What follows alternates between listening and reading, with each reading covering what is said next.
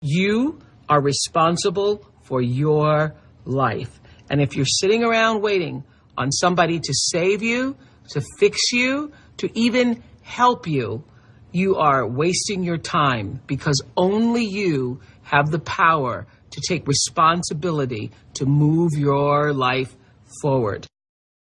For me, I, at a very rough time in my life, sat down and became very specific about writing down, what am I good at? What do I know how to do? And one of the things on my list was sales, and I've been selling fax machines door to door.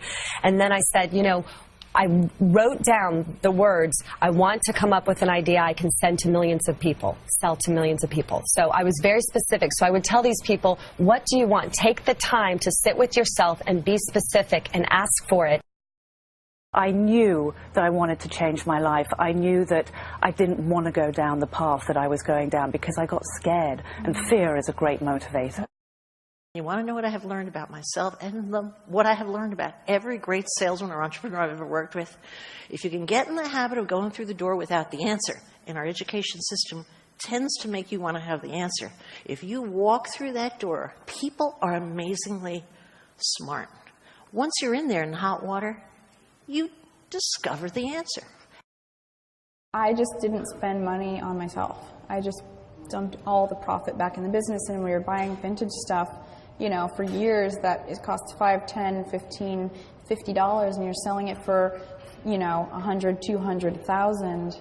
I mean, I bought things for $8 that I've sold for $1,000, and that's really good cash flow, right? I didn't know what that word even meant, you know, but it was just like, it looked really good, just like building in the bank. I have found walking through every door, believing that I'm going to go through the door or jump out the window, I'm going to learn how to fly on the way down. And you want to know, I have always had my best successes. And so I wholeheartedly believe in the belief that all of us have the right to be there, ask for what we want. We all can be rich. We could all put our dagger in the sand, or whatever that thing is called, and say, that's me, I'm going for it, what the heck. And I don't think it's a reserved right for anybody. And that attitude has been more responsible for building my business and my career than any other thing. What inspired me to go into fashion when I was leaving the banking industry was the fact that I knew that I had creative talents. I knew that I wanted to set up my own business because I was no longer enjoying working where I was working because I didn't go to university, and I noticed that those who had university degrees that were being brought in were being brought in above me, despite the fact that I had moved into the banking proper sector of the bank. So I decided that was the time to move on. I resigned, although the managing director at the time refused to accept my resignation for 3 days. And I told him I was going to come back with the same letter after 3 days. So he was forced to let me go. I started working out of my apartment with a team of 2 who helped me turn my concept into a reality around my kitchen table for 2 years. Like most startups, we had to fundraise. I asked a lot of people I knew to invest, including some people who didn't have a tremendous amount of money. So I told them, only invest if you're prepared to lose it. I was so scared. In the end, over 100 people invested. With that money and a personal investment, we set up an office in Hong Kong for sourcing and production. I tell young people starting out, find something that you love. Find people that you want to work with. Find a company whose ethics and values you subscribe to. And what I always say to people, if you are not entirely comfortable with the people that you're working with and how they are behaving, run, do not walk for the exits. When I grew up, my dad used to encourage my brother and me to fail. So I would come home from school and sit at the dinner table, and my dad would say, kids, what did you fail at this week?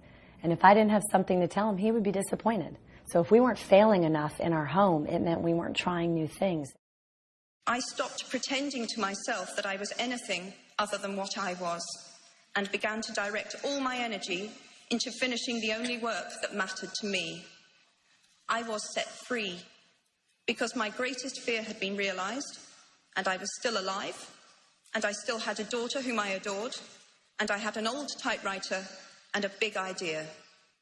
And so rock bottom became the solid foundation on which I rebuilt my life. It is impossible to live without failing at something, unless you live so cautiously that you might as well not have lived at all. I think it's very important to talk to people. And if you're a new business and a young business or even an old business, nothing is better than picking up the phone and talking to people. You know, how many times do things get lost in translation when you're sending emails? And I think that it's very important to be confident in business, not arrogant. You know, confidence is being certain that you're good at what you do, you're brilliant at what you do, and you can deliver what people want.